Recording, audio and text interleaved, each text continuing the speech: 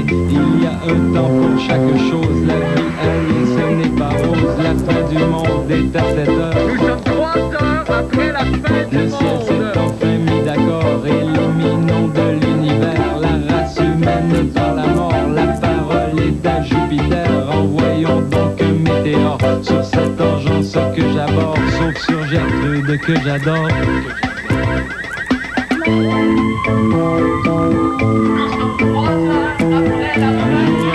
Téléviseur voulant donner un peu de bonheur à cette triste société décide de lui annoncer la fin du monde est à 7 heures. On voit les signes avant-coureurs. Vous pouvez faire ce que ça vous chante, vous pouvez faire ce que ça vous tente. Mardi 1er décembre 1998, spécial le lendemain de veille. Scandale, la fin du monde prouve qu'une même personne peut voter plusieurs fois dans la même élection. Autre scandale, la cafétéria de TQS sert le même menu qu'hier. J'exige la loi martiale. Performance des partis de petite taille. Comme je dis souvent à mon épouse, ce n'est pas la taille des partis qui compte. Vous pensiez tout de même pas que je parlais de ces partis-là. Oh, quel quiproquo!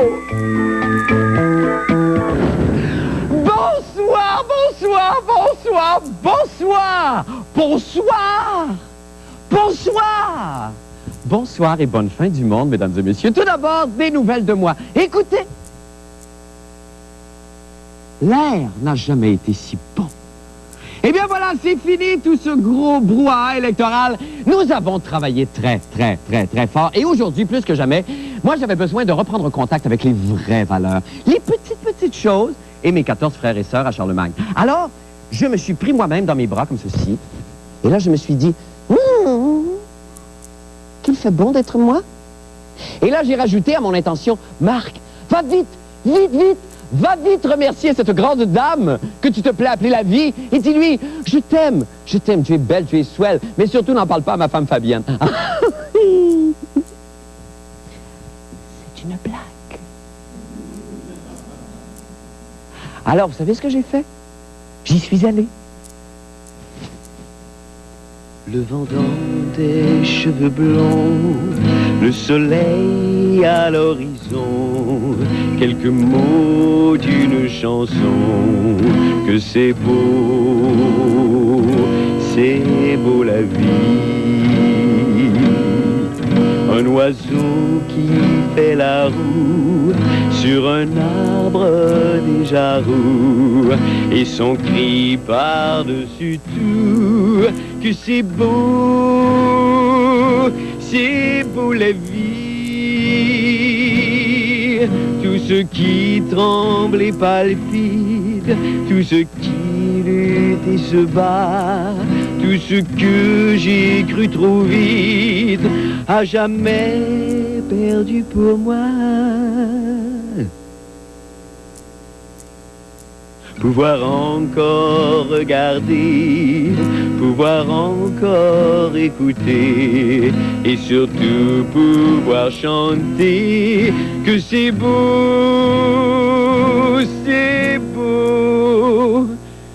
la vie.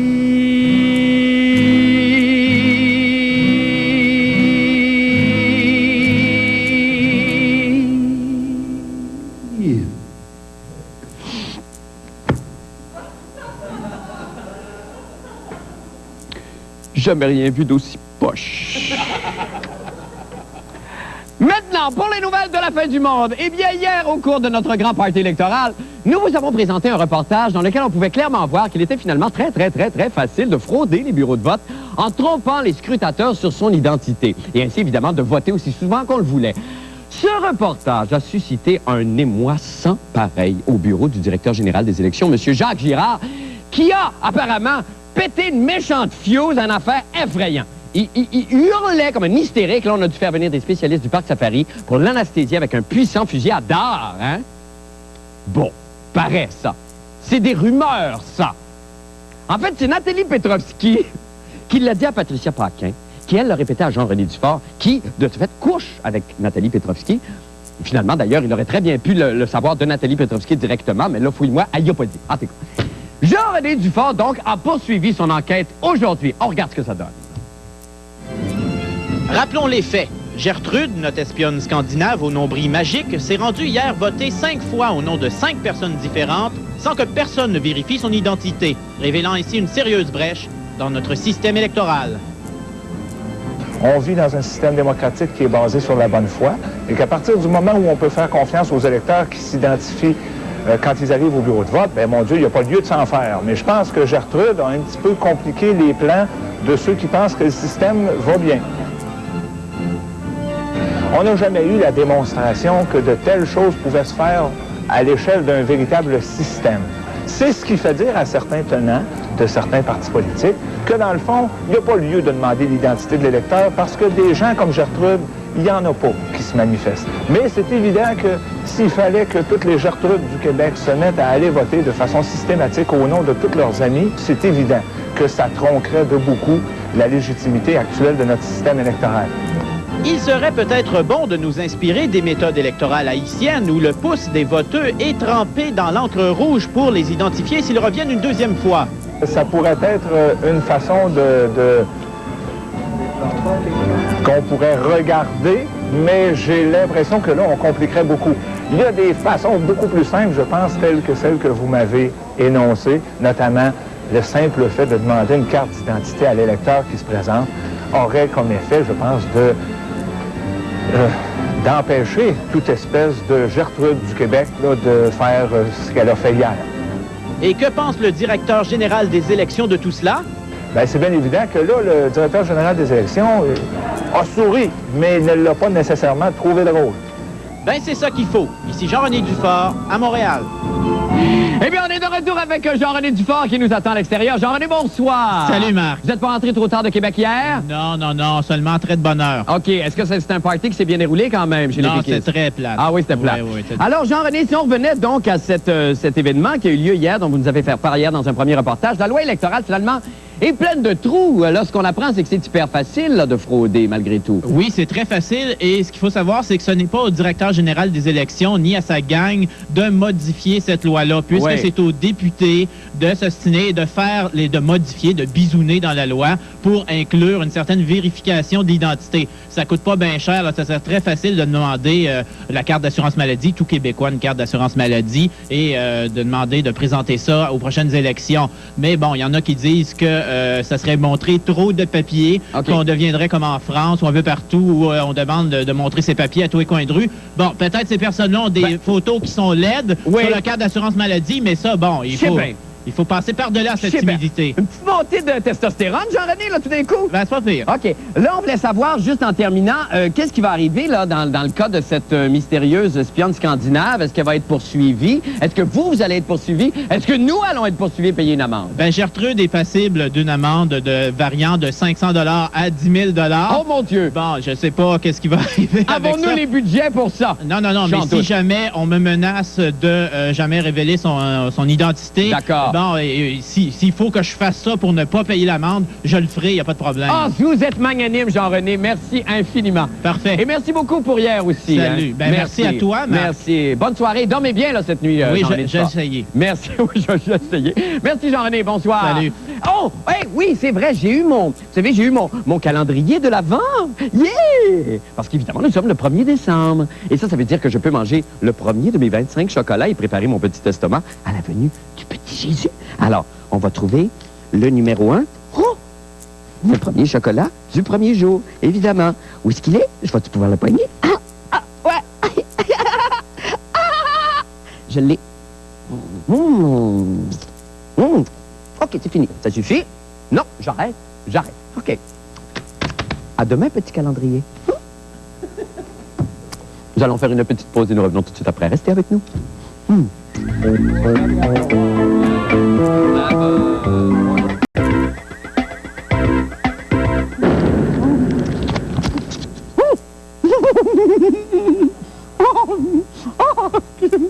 Oh, tu gêné. Oh, tu gêné, là. Je n'ai pas pu me retenir. Je pensais à la fois. Oh, ben là, je dois être tellement cute. Oh, je dois être correct. Prenez une photo. Est-ce que quelqu'un prenne des photos?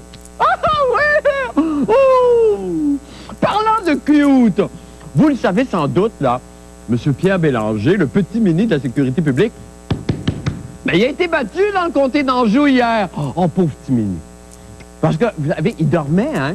Il dormait, il regardait pas la télévision. Il dormait, puis là, sa maman, elle l'a réveillé, comme ça. Puis là, il a frotté ses petits yeux.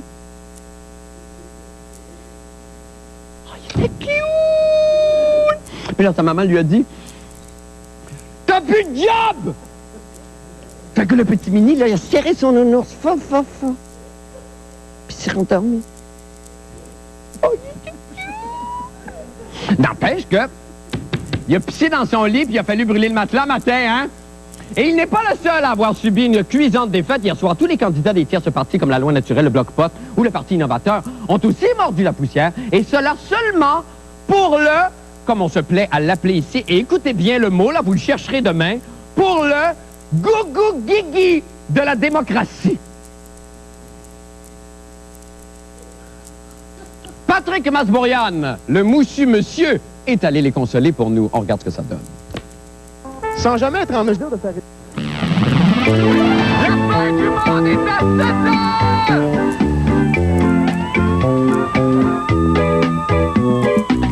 La fin du monde est à 7 heures, annonçait le téléviseur. La fin du monde est à 7 heures. Avant d'aller voir les amis, il faudra leur téléphoner. Il y a un temps pour chaque chose, la vie, ce n'est pas rose. La fin du monde est à 7 heures. Il reste 1 heure avant la fin du Le monde. ciel s'est enfin mis d'accord, éliminons de l'univers la race humaine par la mort. La parole est à Jupiter, envoyons donc un météore sur cette urgence que j'aborde, sauf sur Gertrude que j'adore.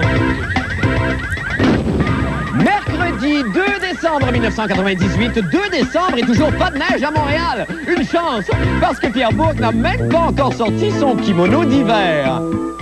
Et en entrevue, Alain Giguère, le président de la firme de sondage Crop. Il prétend ne pas s'être trompé tant que ça sur les résultats de l'élection. En tout cas, moi, si j'avais une marge d'erreur aussi grosse, oh, what a dow! Check-moi le kudo! Eh, bonne fin du monde et bon mercredi, mesdames et messieurs! Alors, tout d'abord, des pop-up nouvelles de moi! Pop-up nouvelles de moi! Yeah! Le Salon des métiers d'art commence vendredi de cette semaine, qui est la journée après jeudi de cette semaine. Hein? Et là, je sais pas comment j'ai fait pour pas vous en parler avant aujourd'hui. Moi, s'il y a une chose à laquelle j'adhère, c'est bien à cette foire de l'artisanat qui met à contribution inventivité, esthétisme et compost. Vous savez, quand j'étais encore gamin, lorsque les grands me demandaient « Marc, que feras-tu lorsque tu seras un homme? » Eh bien, invariablement, je leur répondais du haut de mes 3 pommes, l'œil goguenard et le sourire espiègle. « C'est toutes tes bonnes tartes d'affaires, donne-moi les tes maudits Smarties, puis écoeure-moi plus avec ça. » N'empêche qu'avec ces boîtes de Smarties vides, là, j'ai fabriqué une pléiade d'objets aussi intéressants qu'hétéroclites, tels que cette bombe artisanale, avec laquelle j'ai fait exploser des grenouilles, des sauterelles, ainsi que monsieur et madame Paquette. Alors, ce soir, j'ai demandé au directeur du Salon des métiers d'art, M. Yvan Gauthier, de venir nous entretenir de son salon. M. Gauthier, je vous en prie, venez nous rejoindre. Bienvenue à la fin du monde, M. Gauthier. Asseyez-vous, je vous en prie. Alors, ça existe depuis combien d'années, le Salon des métiers d'art? Cette édition sera la 43e. Donc, le premier salon a été lancé en 1955. OK, c'est l'ancêtre des salons, finalement. C'est l'ancêtre des salons et c'est un des plus vieux à Montréal, si ce n'est le plus vieux. Bon, et là, il y a combien d'artisans qui vont exposer cette année au salon? Il y a au-delà de 400 artisans qui seront au salon cette année. C'est énorme, ça. C'est énorme. Ça vient de tout le Québec, de toutes les disciplines, céramique, verre, joaillerie, etc. Est-ce que, j'imagine qu'il y a encore beaucoup de gens, évidemment, juste avant la période des fêtes, qui vont magasiner là leurs cadeaux de Noël, M. Gauthier? Alors, bon an, mal an, il y a entre 180 000 et 200 000 personnes qui viennent au salon et qui font des achats qui peuvent totaliser entre 6 et 8 millions de dollars à chaque édition du salon. Alors, c'est très, très Ça veut dire important. énormément de retombées pour les artistes qui sont sur place. Donc, on ne peut pas vraiment parler de crise de l'artisanat au Québec. Je vous dirais que depuis 3 ou 4 ans, il y a vraiment un renouvellement qui s'est fait au niveau des productions des artisans que les visiteurs semblent apprécier de plus en plus. OK. Vous nous avez apporté des objets qu'on peut peut-être, 3 objets en fait, qu'on peut peut-être présenter au public pour donner le goût et l'eau à la bouche. Alors d'abord, un vase de M. Chaudron, c'est ça? C'est bien ça, Bernard Chaudron. Bernard Chaudron, OK.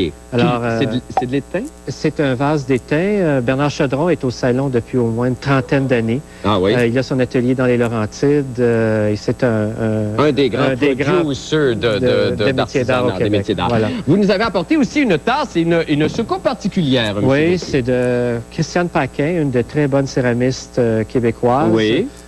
Donc, qui a son propre design, ses propres couleurs. Et qui a une soucoupe très spéciale.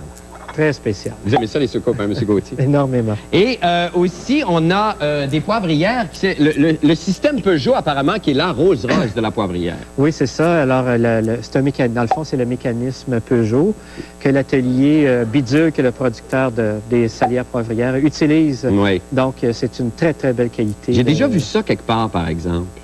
J'ai déjà vu ça, je me souviens plus où. Mais je sais que ça m'a marqué, en tout cas. J'ai déjà vu ça quelque part. Est-ce que ça a été distribué quelque part, ça?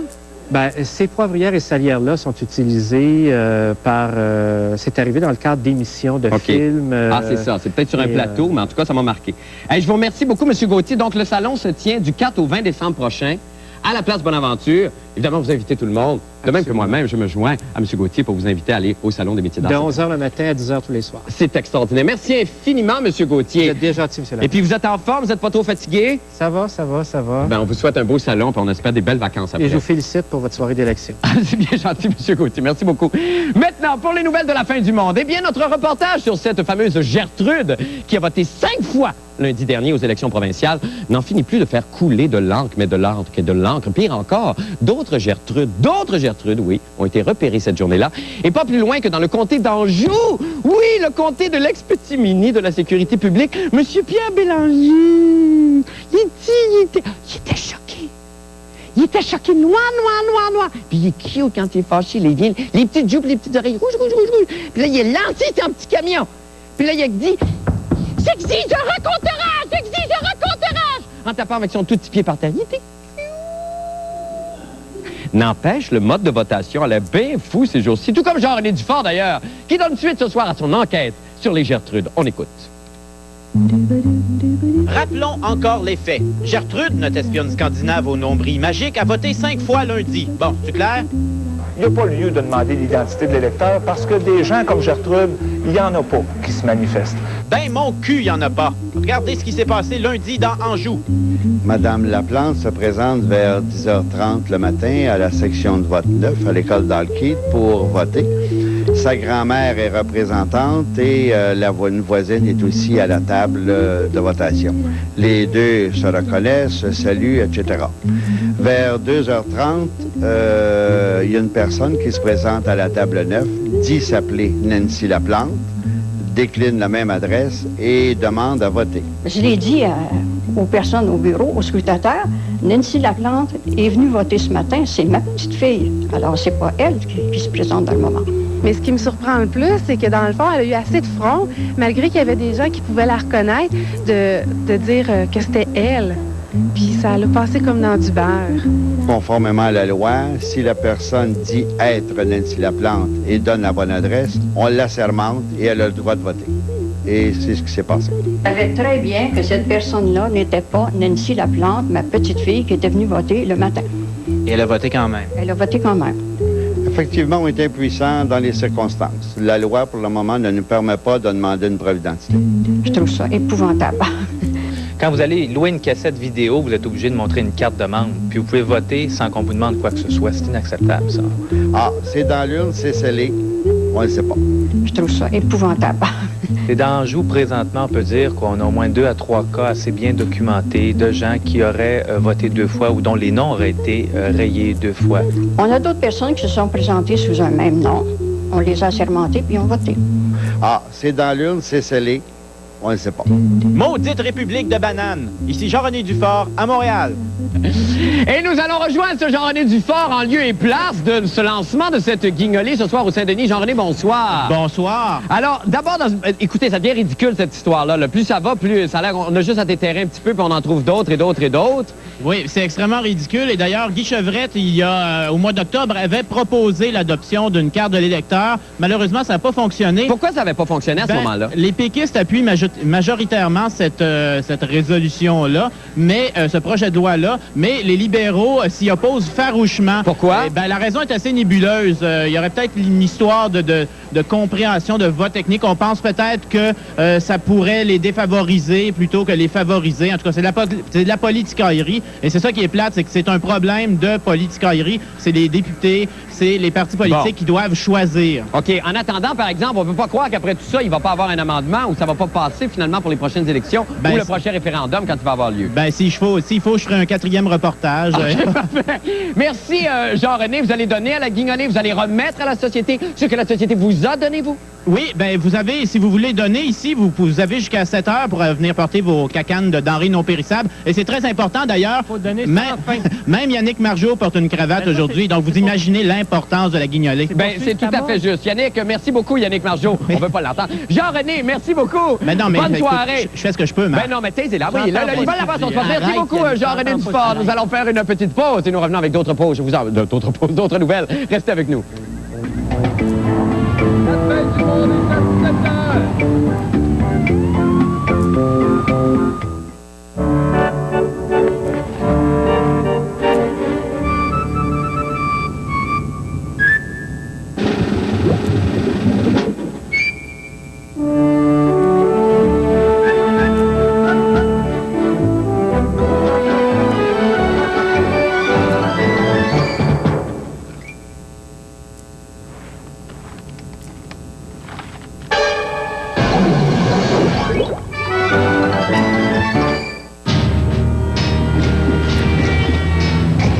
Louez une chambre.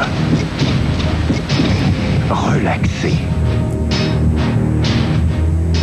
Prenez une douche.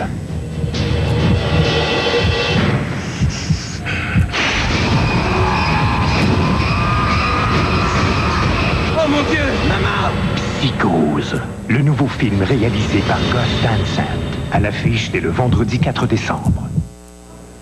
On vous l'a mentionné souvent depuis ce matin, c'est une période très importante de l'année pour les gens qui ont des problèmes d'argent, qui n'ont peut-être pas les sous nécessaires pour s'acheter la nourriture adéquate pour bien vivre. Et cette période de l'année, c'est une période de sollicitation, mais aussi de sensibilisation. Et c'est la Guignolée Pierre Pellado aujourd'hui qui prend son envol jusqu'au 24 décembre. Vous avez plein d'endroits qu'on vous a mentionnés depuis aujourd'hui où vous pouvez faire vos dépôts.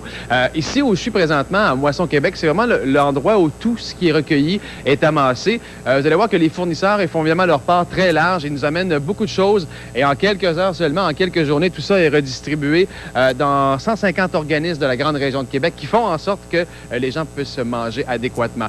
Ce soir, je serai au 500 Bouvier dès 18h30 jusqu'à 21h. On vous invite à venir faire un tour. Tous les dépanne-escomptes, provisoires, couche-tard, évidemment, sont là. Il y a un panier adéquat pour recevoir vos denrées non périssables et denrées de première nécessité. Chez Archambault-Sainte-Foy, sur la rue Saint-Jean aussi, on vous attend. Soyez généreux, on compte sur votre contribution. Des fêtes et Ameublement Tanguay a deux spéciaux extraordinaires en électroménager. Tout d'abord, de Général Electric, un réfrigérateur 18 pieds cubes. Une économie de 110 $. Tablette en verre, balconnet ajustable, maintenant réduit à 829 $. Et la cuisinière, ici toujours de Général Electric, vitrocéramique, four auto-nettoyant à convection, une économie de 250 $, maintenant 1149 $, rabais postal inclus. Et comme toute la marchandise, vous ne commencez à payer que l'an prochain.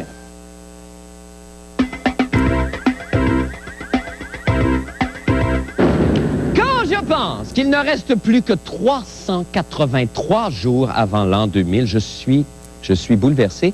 Oui, ah non, c'est étonnant, mais je suis très concerné par ça, moi. Pendant que vous, là, insouciants et jambes en l'air, vous ne pensez qu'à planifier votre beuverie de cordonnier ou jus d'orange sur les Champs-Élysées, moi, je crains profondément le bug de l'an 2000.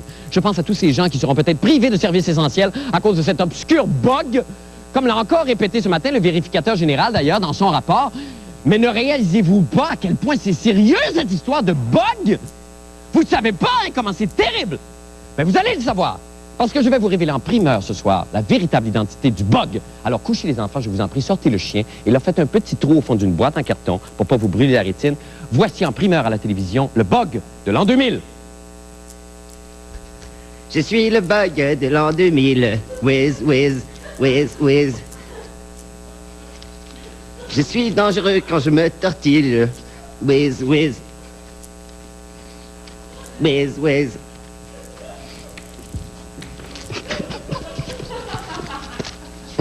Je suis le bug de l'an 2000. Whiz, whiz. Whiz, whiz. Donc, vous étiez pas... Excusez-moi, vous étiez pas une étoile filante la semaine passée? C'est mon frère. Ah. Whiz, whiz.